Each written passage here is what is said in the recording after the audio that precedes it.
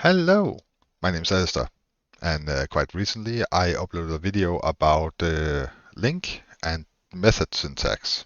And while I do prefer method syntax due to its simplicity, I'm not that smart, so simple is good. Query syntax does have some advantages, especially when it comes to readability in my honest opinion.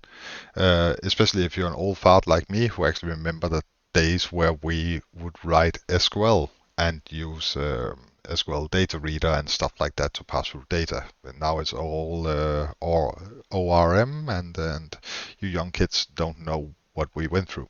But that's neither here or there. Let's talk a little bit about query language. Now, the syntax is a lot like SQL in many ways. So if you're used to that, it might fall more natural to you to use query syntax. Anywho, let's have a look at our data that we're going to be working with. I have this table of Pokemon cards. There are 17,000 rows and some foreign keys to attacks, images, sets, and weaknesses. So there are good options for joining and good stuff. So the first thing I do, mainly for readability and simplicity, is to get all my Pokemons from the database. So when that's done, we can start to do some querying. So let's do var Pokemons, and that's equal to from B in our Pokemons from DB, and then simply select P. And this will give us all the entries. Now we're getting this as an enumerable, but still, this gives us the option to simply pass through all the Pokemons. Now that we're not doing any sorting or anything, we're just getting the data from this list and putting it into this. Really simple. From, and we have our variable that is declared and exists inside this scope only. From Pokemon DB, and then we select our variable. So go. And it will just blast out a metric ton of Pokemons. Good, easy peasy, nothing big, nothing special. Now, let's say that we want to limit that result. Well, now we have to use a method. In old school SQL, we would have done something like select top 10 from blah, blah, blah, and that would have been that. But here we have to slap take 10 at the end. Now, it's still an enumerable. Nothing has changed there. And if we run it, we will get 10. Blop. Easy peasy. Now, let's say that we wanted to do some sorting. Let's sort by the name. Now, really classic. Order by, and then P name. So now we're ordering ascending by the field name. Let's try to run it again. And we should get some A named, yes. Now there are multiple cards with the same name, so actually to distinguish that, we should do something like let's also print out the Pokemon ID.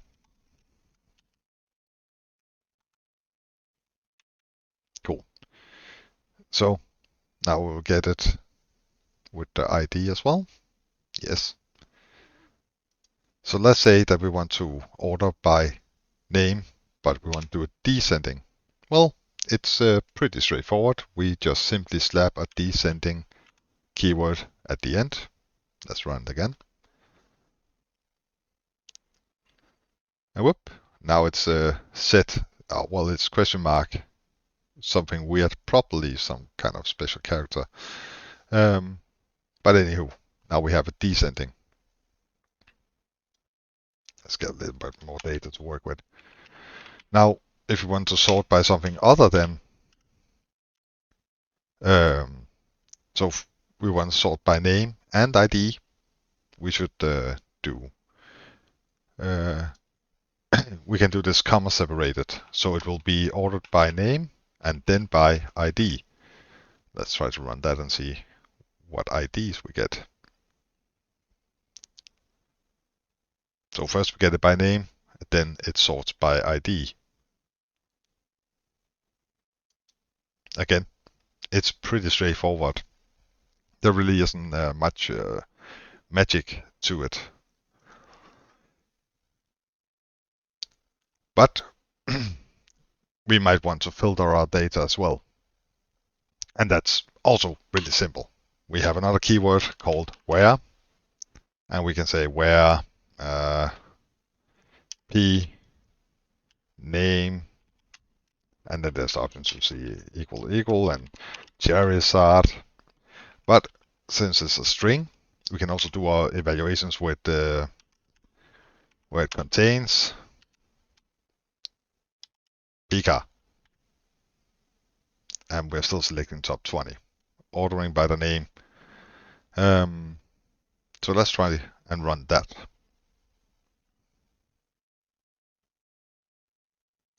And it didn't find any. I find that very hard to believe. Maybe it's case sensitive. Is it case sensitive? It is. Well done. Anywho, so it's case sensitive. Of course it is. But there's also the option to say that name has to be equal to. We can also say that it has to be not equal to. And all the other string evaluations you would do. This is variable here, but where name equals Charizard, we should get only the cards with the Charizard. And then sorted by first name, then ID, so it should be ordered by ID. Ascending. And it is. So this is fairly simple. Like there's no brain chemistry, what's it called? Not chemistry. It's not that complex. And again, we still have access to methods like sum or any or all that good stuff is still here. It's just simply how we retrieve that is different. So let's look into selecting a new object. So let's create a new object. Let's call it class test object, because no, I'm creative like this. And let's get that public int. No, let's get that a public string. And say name. And let's get it another public. Well, ID would make sense, right? And in this case, I know that the ID is a long. So let's be data type specific, right? So we have the option here to select new test object like this. We can say that ID should be equal to PID and name should be equal to PName. And now what we are getting is enumerable of test objects. We still have ID and name. If we change it here, then it will complain. We change it here, then it will complain, and we change it here. But still, so selecting into your own objects or mapping data, stuff like that, really easy. Select new, and it will take all your results, throw it into a new object, return that to a list. So let's say we only wanted one result real quickly, of course. In that case, we need to use a method called single or default, first or default, single or first. In this case, it's going to be single or default due to it being able to return null, which is nice. So in this case, we're selecting only one row because we know we only have one ID of 125, but it's still an enumerable list. But if we add single or default to this, you'll notice that now it's just a test object that is nullable. We're not able to pass through it because it's no longer a list, but still, it's pretty straightforward. Basic, same way of handling as with method syntax. The major difference is stuff like order by, then by, where, and so forth. Select. These methods are now clauses or keywords. So where I actually like query syntax is when we go into stuff like joining. Oh. So if we want to join stuff together, it becomes a little bit more neat to look at compared to query syntax. So let's say that that for Pokemon cards, the ones who doesn't know, I assume there's more than one, it comes in a set, and each set has a list of cards. So the set will have some fancy name. Let's look at the data actually. View data. So you can see this, that the set has names like Primal Clash or Base Set 2, Flashfire, Team Up, Hidden Fates. So, and all these sets has an ID. And I have decided to map that to set ID. So to join these tables together, it's actually pretty simple. We start with removing all this stuff. And let's go with the select P just so it doesn't fail, because that's annoying. So we still get our Pokemons. Actually, let's turn this around. Let's get S from sets from DB. And we select this.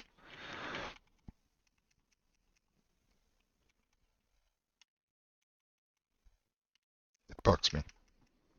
Anywho, so to do a join, we write join, and this is Pokemons we want to join, and that will be in Pokemons, not Pokemons from DB. And now it becomes a little bit prettier to look at, because what we can do is go on, set S ID equals P set ID. So now we're actually joining these together.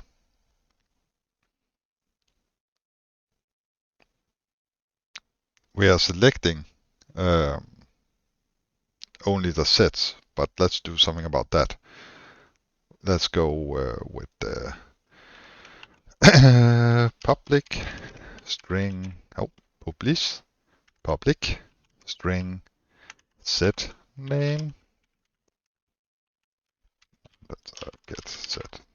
Actually, we don't have to set any, doesn't matter. And public string Pokemon name.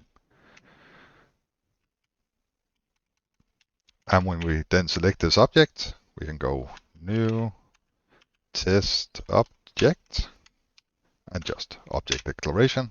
Pokemon name should be equal to P name, and set name should be able to S name.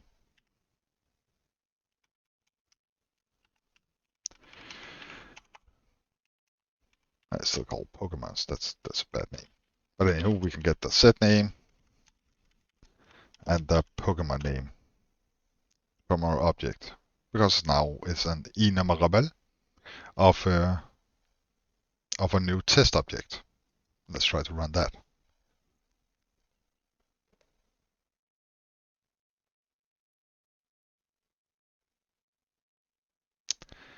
So yeah, we basically just get everything out there. So we got the set name and then the Pokemon name. It's pretty cool, pretty straightforward. And we can still go with where is ID equals 10 is an evaluator equals 10. And then we should only get one specific set, number 10. I should look in the database what it was. Let's assume it was a dragon. So we can still do all that stuff and go order by p name. We can actually specify ascending. It is default, but let's specify it just for shits and giggles. And we get the set with sorted by or ordered by the name of the Pokemon. So this is, in my humble opinion, quite a lot more readable compared to how I would structure it using the method syntax with the method join. If you disagree, please let me know in the comments. I love to be told that I'm wrong. That's why I'm married 3 times. Fun fact. Anywho, this was pretty much the basics of it. You can also go into stuff like group. So we can group. Let's do that real quickly. So, as the last thing, let's talk about group, because group is nifty. So let's say we want to group all the Pokemons by their name. We have the keyword group, and we will group. Yes, it's wrong. P. That's a better name. We'll group P by P name into Pokemon group. And then we will select Pokemon group. And just for good measure, let's order by. Actually, let's see what we have first. So when we do this, we get an enumerable of I grouping, which has a string and I object. In this case, our Pokemon. And the string will be the key. So let's order by that key. Order by Pokemon group, and it has something called key. Perfect. And now to iterate through this, we can go for each Pokemon in actually Pokemon group in Pokemons, and we can let's write out the key. Console write line Pokemon group key. Yes, it knew. Let's see what happens when we expect. Nope. Okay, everything is good. So when we do this,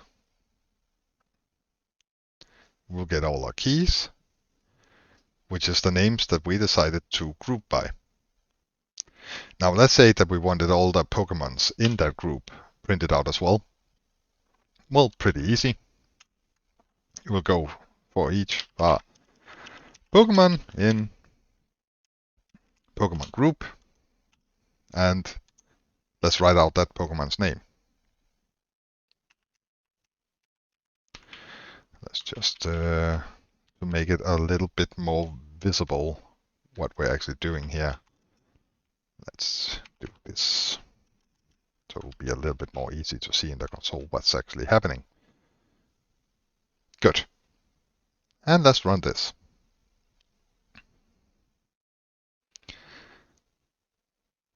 So there we go. So now we have them grouped, all the Pokemons with Pokemon cards.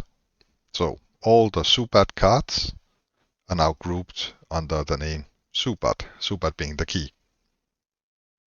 Easy, straightforward, and pretty nifty if you want to sort and iterate through data You could also do a count, so you know how many Pokemons have a certain name. We could actually do that in the select statement. So it's fairly clever. Anywho, this was a really fast run through of query syntax. If you have any questions, please post them in the comments, and I will try to answer you to the best of my abilities. Thank you so much for watching, and have an awesome day. Oh, and do like and subscribe if you liked and want to subscribe.